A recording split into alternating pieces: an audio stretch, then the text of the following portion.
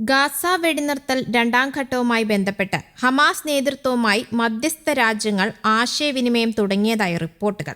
Israel പ്രധാനമന്ത്രി Benjamin Netanyahu സുരക്ഷാ മേധാവികളുടെ അടിയന്തര യോഗം വിളിച്ചു. ഖലീൽ അൽ ഹയ്യയുടെ നേതൃത്വത്തിലുള്ള ഹമാസ് സംഘം തുർക്കി ഇന്റലിജൻസ് മേധാവിയുമായി ഇന്നലെ വിശദമായ ചർച്ച നടത്തി. വെടിനിർത്തൽ രണ്ടാം ഘട്ടവുമായി ബന്ധപ്പെട്ട് തങ്ങളുടെ നിലപാടുകൾ ഹമാസ് സംഘം മധ്യസ്ഥ രാജ്യമായ തുർക്കിക്ക് കൈമാറിയതായി മാധ്യമങ്ങൾ റിപ്പോർട്ട് ചെയ്യുന്നു.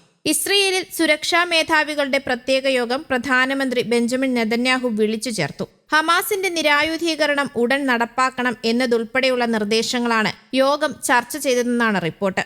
ഗാസ വെടിനിർത്തൽ രണ്ടാം ഘട്ടം ചർച്ചയ്ക്ക് മുന്നോടിയായി US പശ്ചിമേഷ്യൻ ദൂതൻ സ്റ്റീവ് വിറ്റ്കോഫ് അമേരിക്കയിലെ മിയാമിയിൽ മധ്യസ്ഥ രാജ്യങ്ങളുമായി പ്രാരംഭ ചർച്ചയും നടത്തി. ഖത്തർ പ്രധാനമന്ത്രി Sheikh Mohammed bin Abdulrahman bin Jassim Al Thani, തുർക്കി വിദേശകാര്യമന്ത്രി ഹക്കാൻ ഫിത്താൻ, ഈജിപ്ത് വിദേശകാര്യമന്ത്രി ബദർ അബ്ദുല്ലത്തി എന്നിവർ ചർച്ചയിൽ സംബന്ധിച്ചു. അടുത്ത ദിവസം വീണ്ടും ചർച്ച നടത്തുമെന്ന് US നേതൃത്വം അറിയിച്ചു. രണ്ടാം ഘട്ട ചർച്ചയ്ക്കിടയിലും ഗാസയ്ക്ക് നേരെ ഇസ്രയേൽ ആക്രമണം ഇന്നലെയും തുടർന്നിരുന്നു. വെള്ളിയാഴ്ച കിഴക്കൻ ഗാസ സിറ്റിയിലെ തുഫയിൽ ഇസ്രയേൽ നടത്തിയ ഷെല്ലാക്രമണത്തിൽ 6 പലസ്തീൻകാർ കൊല്ലപ്പെട്ടിരുന്നു.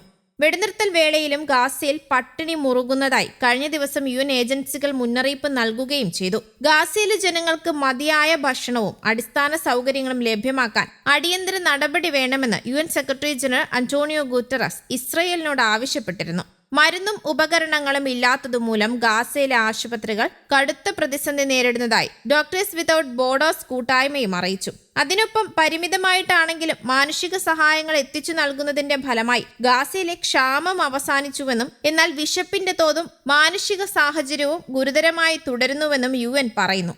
ഗാസയിലെ 8-ൽ ഒരാൾക്ക് ഇപ്പോഴും ഭക്ഷ്യക്ഷാമം നേരിടേണ്ടി വരുന്നുവെന്ന് UN പറഞ്ഞു. ശൈത്യകാല വെള്ളപ്പൊക്കവും തണുത്ത കാലാവസ്ഥയും കാരണം വിശപ്പിന്റെ കാഠിന്യം കൂടിയിട്ടുണ്ടെന്നും കൂട്ടിച്ചേർത്തു. 2 വർഷം നീണ്ട യുദ്ധത്തിൽ ഭവനങ്ങളുടെയും സിവിലിയൻ അടിസ്ഥാന സൗകര്യങ്ങളുടെയും ഭൂരിഭാഗവും ഇസ്രയേൽ നശിപ്പിച്ചതിനാൽ ഗാസയിലെ ഭൂരിഭാഗം ആളുകളും ടെന്റുകളിലോ മറ്റ് നിലവാരമില്ലാത്ത സ്ഥലങ്ങളിലോ ആണ് താമസിക്കുന്നത്. ഒക്ടോബറിൽ ഇസ്രയേലും ഹമാസും തമ്മിലുള്ള വെടിനിർത്തലിനു ശേഷം സഹായ വിതരണത്തിനുള്ള നിയന്ത്രണങ്ങൾ ഇസ്രയേൽ ഭാഗികമായി ലഘൂകരിച്ചു. പക്ഷേ വിതരണം ഇപ്പോഴും പരിമിതവും അസ്ഥിരവുമാണെന്ന് UN പറയുന്നു. പ്രദേശത്തേക്കുള്ള ഭക്ഷ്യസഹായത്തിനുള്ള ഇസ്രയേലിന്റെ നിയന്ത്രണങ്ങൾ മൂലം വൻതോതിൽ പട്ടിണി ഉണ്ടാക്കിയതിനെ തുടർന്ന് ഓഗസ്റ്റിൽ ഗാസയിലെ ചില ഭാഗങ്ങളിൽ UN നിരീക്ഷകരായ IPC ആദ്യമായി ക്ഷാമം പ്രഖ്യാപിച്ചിരുന്നു. ആ സമയത്ത് കുറഞ്ഞത് 450 പേരെങ്കിലും പട്ടിണി കിടന്ന് മരിക്കുകയുണ്ടായി. ക്ഷാമവർഗീകരണം അവസാനിച്ചിട്ടും ഗാസയിലെ സ്ഥിതി ഇപ്പോഴും ഗുരുതരമായി തുടരുകയാണെന്നും മുഴുവൻ ഗാസ മുനമ്പും അടിയന്തരാവസ്ഥയിലാണെന്നും മോണിറ്റർ പറഞ്ഞു. വെടിനിർത്തലിന് മുമ്പ് ഗാസയിലേക്കുള്ള സഹായങ്ങൾ പ്രവേശിക്കുന്നതിന് ഇസ്രയേൽ കടുത്ത ഉപരോധം ഏർപ്പെടുത്തിയിരുന്നു. ഒക്ടോബറിൽ US മധ്യസ്ഥതയിലുള്ള വെടിനിർത്തൽ പ്രാബല്യത്തിൽ വന്നതിനു ശേഷം UN-ൽ നിന്നും അതിന്റെ പങ്കാളികളിൽ നിന്നുമുള്ള സഹായം ഇസ്രയേൽ അനുവദിക്കാൻ തുടങ്ങി. എന്നിരുന്നാലും കരാർ ഇപ്പോഴും ദുർബലമാണെന്നാണ് സഹായ പ്രവർത്തകർ പറയുന്നത്. ഇസ്രയേൽ പ്രദേശത്ത് ഇപ്പോഴും ദിവസവും ആക്രമണങ്ങൾ നടക്കുന്നുണ്ട്. വെടിനിർത്തൽ തകർന്നാൽ ഗാസ മുനമ്പ് വീണ്ടും ക്ഷാമത്തിലേക്ക് വഴുതി വീഴുമെന്നും IPC മുന്നറിയിപ്പ് നൽകിയിട്ടുണ്ട്.